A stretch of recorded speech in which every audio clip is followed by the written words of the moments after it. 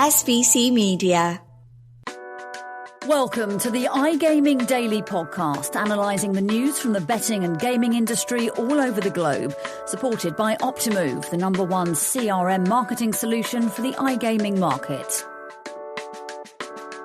A busy morning saw markets updated with respective full year 2023 results of gambling giants Flutter Entertainment and 888 Holdings. Flutter's revenue is going from strength to strength across most of its markets following a business transformation in 2023, yet Flutter's stellar metrics are dragged by corporate losses of $1.2 billion.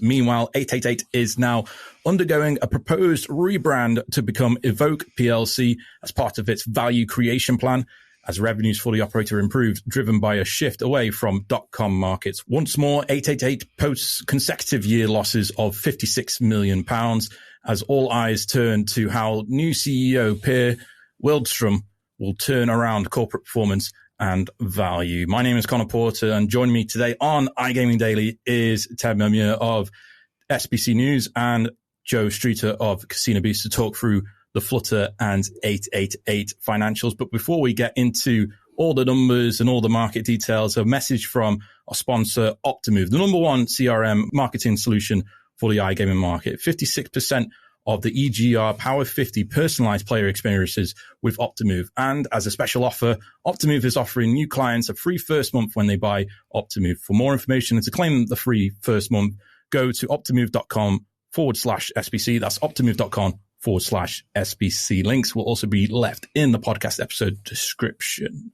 So, gents, talking about Flutter and 888, Ted, we're approaching now, you know, the end of the full year 2023s. The Q1s will soon be around the corner, but we've got some interesting numbers to break down from Flutter for their 2023 revenue improvements in the UK, in the US and in the UK. But a big change in net loss for the FTSE 100 group. Yes. Okay, so where to begin? Let's start with headline revenues that were at 11.7 billion. That reflects a 24% increase on 2022 results of 9.2. However, look, if we go down the breakdown, look, in the US, the USA contributed 4.4 billion, and then the beta contribution of 65 million. In the UK and Ireland, Flutter secured $3 billion in revenue and $900 million in the beta. But most importantly, as it underlined, it believes it got a 2% market share take against competitor PLC declines.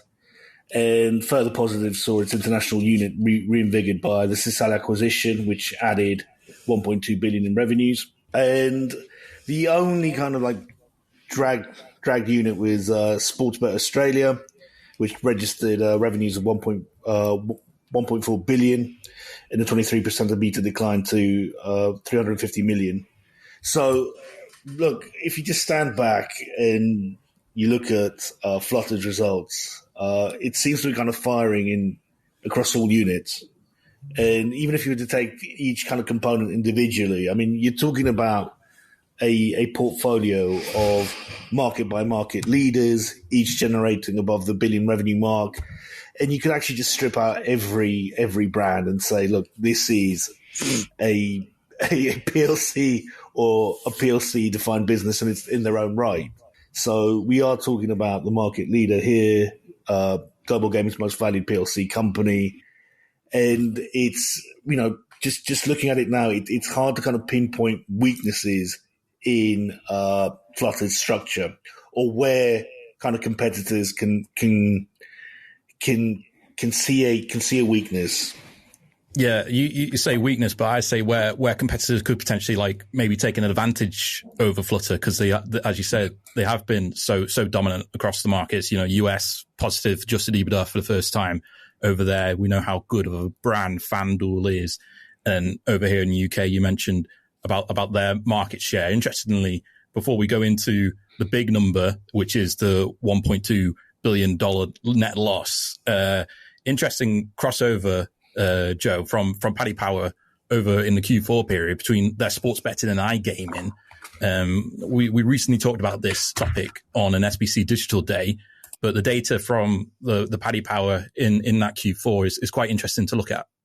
Yeah, it really is. I mean, that's one of the age-old challenges for operators is the crossover from sportsbook to iGaming. But Paddy Power had real success in Q4. They had a 53% sports betting to iGaming crossover rate in the fourth quarter. Incredibly successful, and something that other operators are going to look to. We can speculate about what fueled this. But obviously a big thing for their brand in that month was the darts sponsorship. Drew in a lot of customers, a lot of unique customers. I think the darts crowd is very unique. So yeah, really interesting one to see how their sponsorship did actually potentially result in success.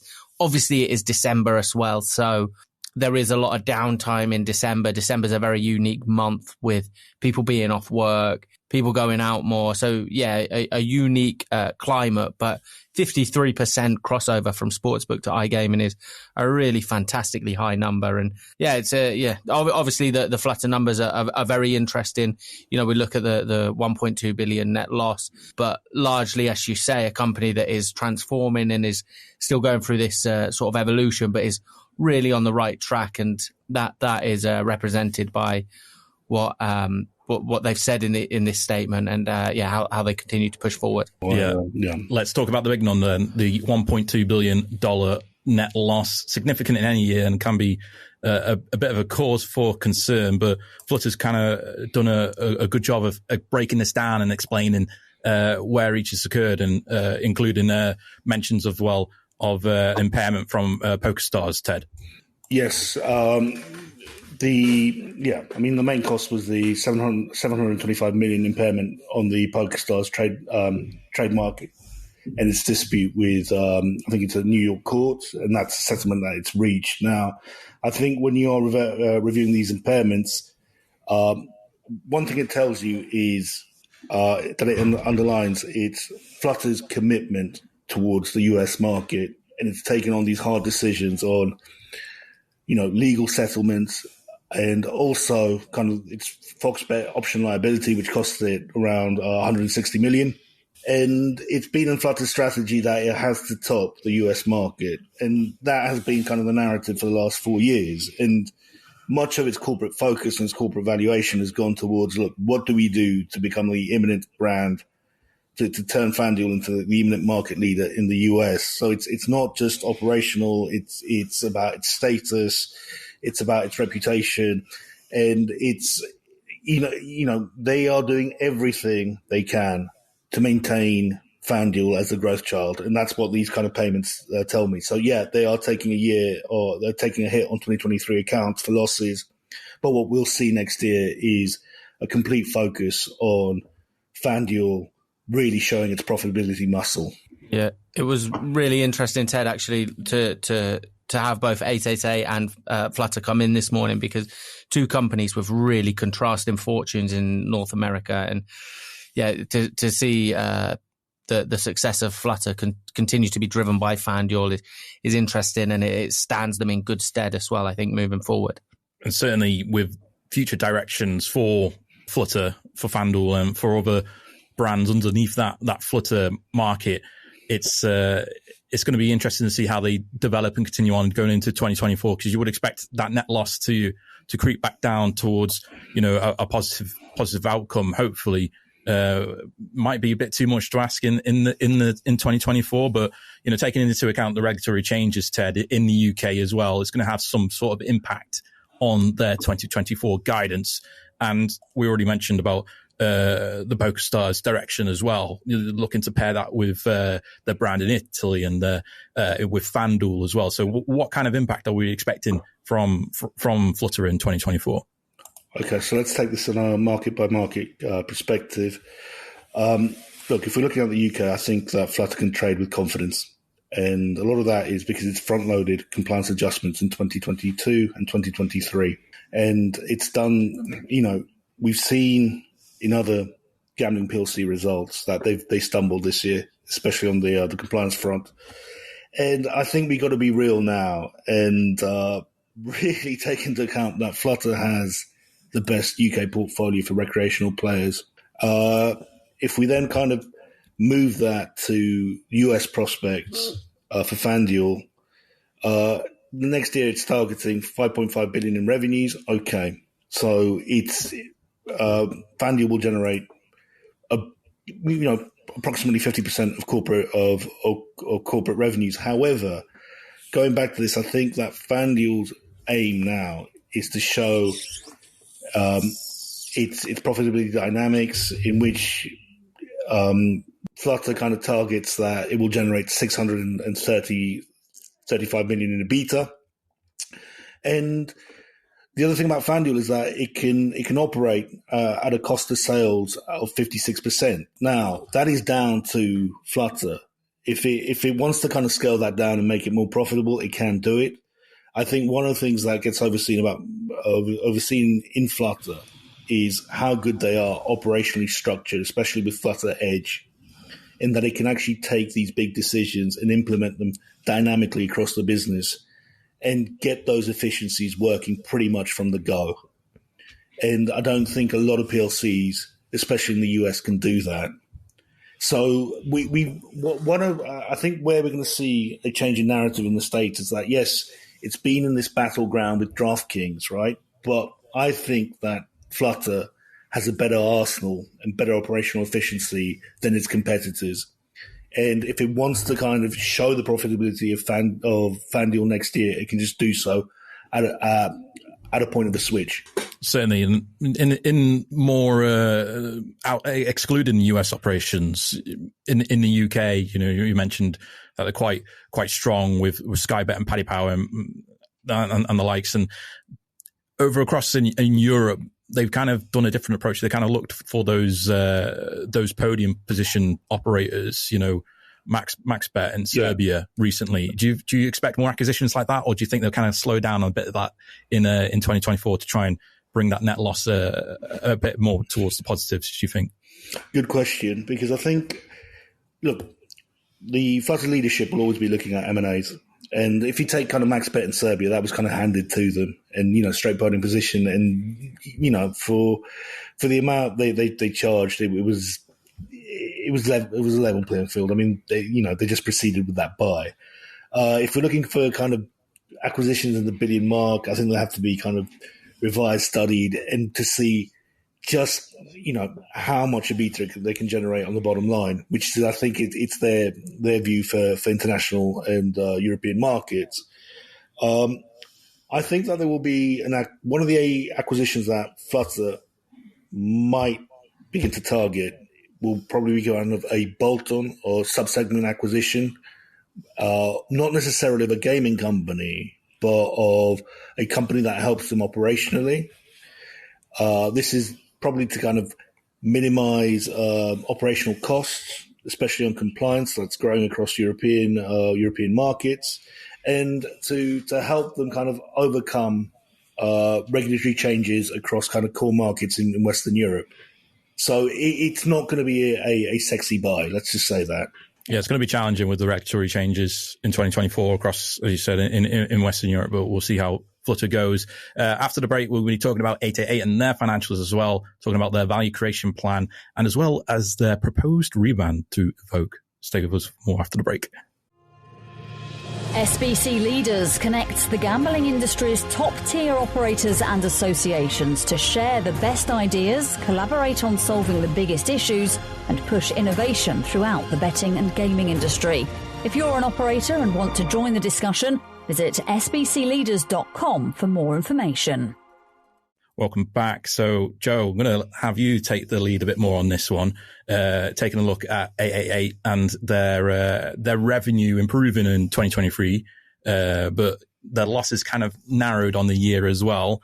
And also the operators provided details on their value creation plan to help the operator go forward into 2024 and beyond. Yeah, so a lot to take from the 888 results this morning. I think, the place to start is with the rebrand, rebranding as Evoke. Very, very interesting. And I think it sets the tone for a period of transition for 888. They narrowed 2023 statutory losses to 56 million. Against year 2022 losses of 125 million. It's been a tough year, but they're continuing on the right track. and they're really focusing on their core markets. I think they're moving away from .coms and are moving towards the UK, Italy, Spain, and Denmark. You know, the markets that they're core regulated markets. Yeah, they've broken them down into core and optimized markets for progressing going forward. And that's paired up with their strategic review of the US markets as well. And it's a bit unclear as to how they're going to progress going forward. But, you know, Widerström made some good comments about the Sports Illustrated's casino, you know, mentioning how the casino has performed well, but they're still very much looking to go into the strategic review direction because they just don't think it's profitable in the long term for them, depending on the amount that they're going to have to invest in that region in order to reach profitability. But you know, looking at the UK, Ted, you know, this is where 888 is is kind of like been strong in most recent times. You know, how are they looking in the UK market? You think so? Well, more recognizable in the UK than the US for certain. When in comparison to, like, say, Flutter with FanDuel and Skybet in those comparisons. Yeah. I mean, look, part of today is like you are comparing two companies. So Flutter, the outright gambling PLC, versus the performance of 888. That, you know, you can label them as the kind of the sick man of gaming. Look, it's this will be Flutter's like third or fourth transformation program in the last 2 years since it acquired William Hill. 888, you mean? Sorry, you said 888. Yeah. And again, so much of the recovery depends on the William Hill brand and how it reshapes that, gets it back to performance. But also the thing about William Hill, it's that it's playing catch up against a tougher UK market. It said that it's going to focus on core markets, but again, they're talking about Denmark, Italy, Spain, and the UK, and the competition in those markets is very aggressive. So how they kind of keep their market share there, whilst we know that it's not just a case of Flutter in the UK gaining market share against weaker brands, but you've got the likes of kind of Kindred out in Denmark. They're very protective of that market, right? The Italian giants and the Spanish market, which it's at the moment it's quite fragmented, but there's a lot of gains to be had. Again, I think you got to take 888 on a year by year basis. It's where they're going to be in the next 12 months, and I think this is kind of year one of the actual recovery, in which they're targeting, you know, anything between a 5 to 7% increase on revenues, right? And the other factor here is how they manage their debt load and if that can be lowered. And that will come down to kind of the trust of the investors in the long-term planning of 888. Or the artist formerly known as 888, now Evoke. Yes, I was going to say formerly known, because the proposed rebrand from 888 is going to Evoke. And, what do we make of this brand Evoke? We saw, of course, many years ago, GVC Holdings become Entain. It can have a positive effect, a rebrand for any company. But what are we expecting from Evoke going forward, shall we, Ted? I just want to know which management consultancy is picking up the check on gambling rebrands. And I think we really need to analyze that. It sets the tone, though, right? It sets the tone for a new era. I know you mentioned that they've had numerous transformation processes before, but under Pear now they're looking to head into a new era with some really bold midterm targets, trying to get back onto profitability. It seems like they're going to be really disciplined in the capital that they use as well. To set the tone for something, the road to profitability, should we say. And I guess there are positives that they have trimmed the losses as well in this set of results, so that they are moving in the right direction from that perspective, I guess. Mm-hmm. I mean, one of the things in the recovery is how 888 or kind of gauges its position in new markets and whether it has the appetite to kind of go out to, South America and try and play in kind of betting's new field, or whether it just kind of takes a conservative approach and says, look, these are our core markets, and this is where we have to kind of get a defensive play out there, maintain position in the UK, in Italy, in Denmark. The other thing that it's still kind of unknown. It's like I kind of look at AAA and I don't recognize, what is the final outcome for the investors? I mean, do they want to kind of reshape AAA or Evoke for a merger? Do they want to sell the asset and we'll give it out to private equity? This is one of the unknowns of AAA's story as it stands. Yeah, and when they're looking at their 2024 outlook, they mentioned that they're expecting strong revenue growth online in UK and international segments, but they've got them split them up into this core and optimized markets going forward. So what can we expect then, do you think, Joe, from Evoke or AAA or proposed Evoke? It will be this rebrand going forward. Is it? Do you think the best direction will be to potentially leave the US markets then going forward? Do you think for AAA? Yeah, I think we see the slow departure from the US, the eventual departure from the US, and I think it will be the focus on the core markets. Obviously, there are challenges in those markets, and when we're talking about Flutter earlier, we're talking about a company in Skybet that continues to innovate and cement a position atop the UK market or near the top of the UK market. So I think it will be about those core markets, a localized approach to those markets, innovating in the regions that are core to them.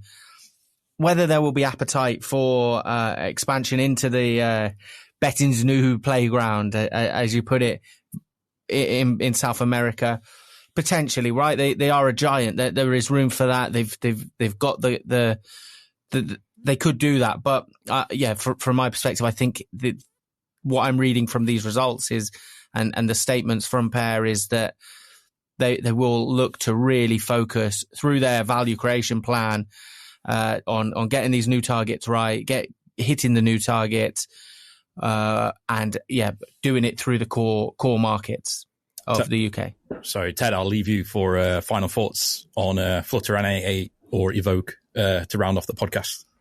Okay, I think taking a retrospective look at today's full year results, and I think 2024 will be another year of transition for the gambling industry, especially in the UK. But what we are seeing here is that there's now going to be a breakaway of a breaking of the FTSE in its gambling profile as Flutter goes and takes its primary shareholding in the NYC. But it's becoming, what's clear is that you have global gaming's most valued company above kind of 44 billion, right, competing in the UK. And to a point, I mean, Joe mentioned about AAA trying to improve, but it has to improve against the market leader. Now, one of the things is that Flutter is there, it's optimizing its sports books, its casino brands, right, for recreational customers, offering them better markets, better kind of end-to-end products, yeah? And I think that any kind of PLC now competing there, it's that kind of to take on that challenger. It's going to be a very, very bruising battle. It's almost as if I think we now have to kind of rethink what constitutes a tier one or gambling giant PLC. It's not just a case of they're listed in the market or they've got a podium place in one market or so. I think we Flutter kind of rewriting the playbook on how a gambling PLC is valued and its status. They certainly are. They certainly are. Ted, Joe, thank you for joining me today on this episode of iGaming Daily. Be sure to subscribe so you don't miss a future episode. And also we'll include the links for all the Flutter and 888 reports in the description of the podcast as well below. So thank you, and join us next time for more from iGaming Daily. Thank you for listening to today's iGaming Daily podcast, supported by Optimove, the #1 CRM marketing solution for the iGaming market. If you want to find out more about some of the subjects raised today, feel free to explore any of the sites in the SBC News network or check out the latest edition of the SBC Leaders magazine. Happy reading.